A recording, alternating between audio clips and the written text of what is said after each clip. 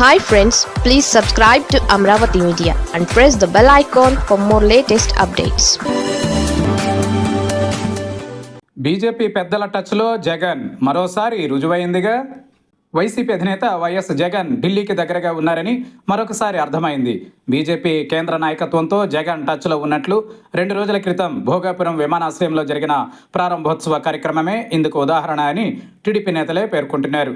BJP కేంద్ర నాయకత్వంతో టచ్లో ఉన్నారనే ప్రచారం రాజకీయ వర్గాలలో తరచూ వినిపిస్తున్నప్పటికీ ఇది పూర్తిగా నిరూపితమైన అధికారిక సమాచారం కాదు.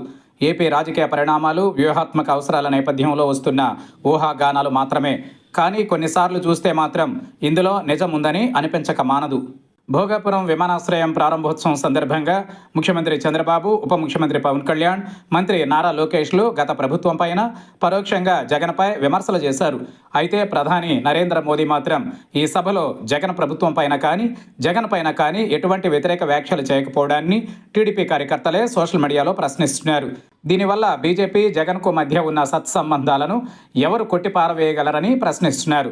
దాచాలంటే దాగేది కాదని, నిజంగా కూటమి ధర్మానికి కట్టుబడి ఉంటే ప్రధాని ఖచ్చితంగా జగన్పై విమర్శలు చేసేవారని కామెంట్స్ పెడుతున్నారు. జగన్ బీజేపీతో వ్యూహాత్మక సంబంధాలు నెరపుతున్నారంటున్నారు. కేంద్రంలో అధికారంలో ఉన్న బీజేపీతో సత్సంబంధాలు కొనసాగించడం ద్వారా రాజకీయ రక్షణ పొందాలనే వ్యూహం జగన్ వెనుక ఉందని విశ్లేషకులు భావిస్తారు.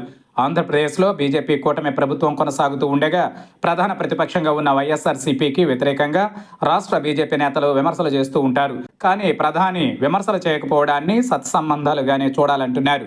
జాతీయ స్థాయిలో వివిధ బిల్లుల ఆమోదం కోసం బీజేపీకి పార్లమెంట్లో మద్దతు అవసరమైన సందర్భాలలో ప్రాంతీయ పార్టీలతో సంబంధాలు సహజమనే చర్చ జరుగుతోంది. ప్రధాని నరేంద్ర మోదీ 2024 ఎన్నికల తరువాత ఆంధ్రప్రదేశ్కు 5 సార్లు వచ్చారు.